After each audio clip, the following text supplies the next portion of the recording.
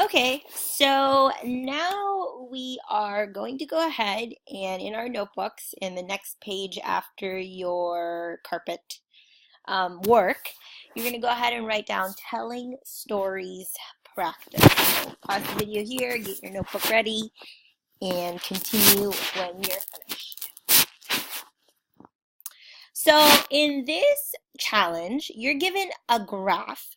We don't know what's happening in the graph, but I'd like you to go ahead and copy it down in your notebook. So draw um, as best as you can, draw this graph in your notebook. So go ahead, pause the video here while I wait for you to do that. And you don't have to draw it very big. You can kind of just, draw it at the top. Make sure you label the x-axis as your time. Make sure you label the y-axis as your distance. So pause the video here while you go sketch that. Okay, so we don't know what's happening in this graph, but what I'd like for you to do is write a story that would explain the shape of the graph. So, we know two things. We know the independent variable, the x-axis represents time, and we know that the y-axis, the dependent variable, is distance. So we know something is happening. Distance is changing over time. That's all we know. But we don't know what the distance of what, and we don't know in what unit. So we're going to try to create a story that would explain it. So this is an example. Don't write this down. This is my example, but I'd like for you to come up with your own. So this is to help you out. I'm thinking, let's see. At first, where 0 time is, I'm going to say that this is me taking my dog for a walk. So Serena, so the situation is Serena is taking the dog, her dog, Aurora, for a walk, okay? So at time 0, we start out in front of my house.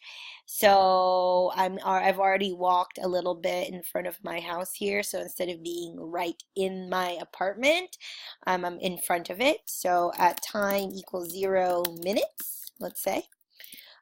Serena has started walking Aurora in front of her house. Okay. So let's say Serena starts walking Aurora.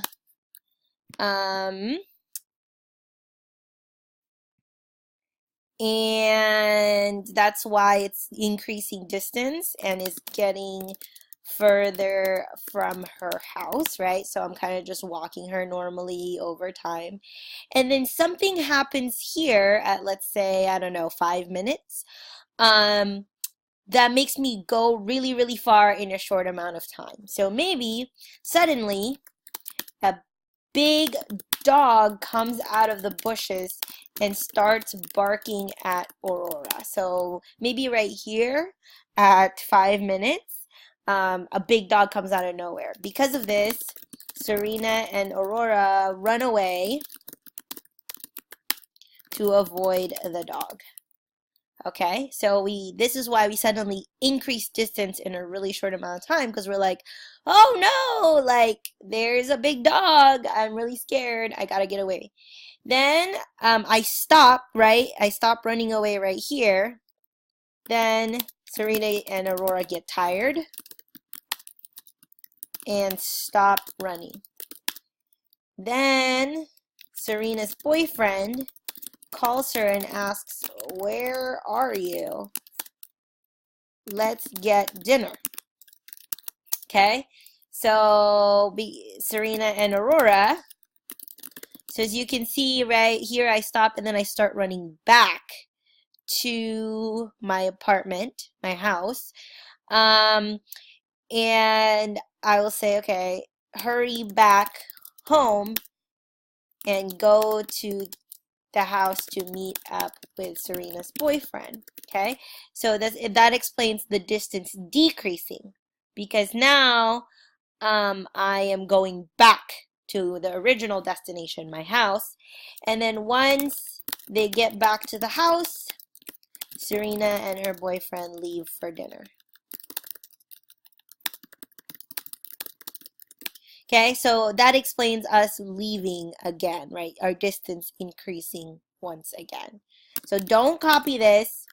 This is my example, okay?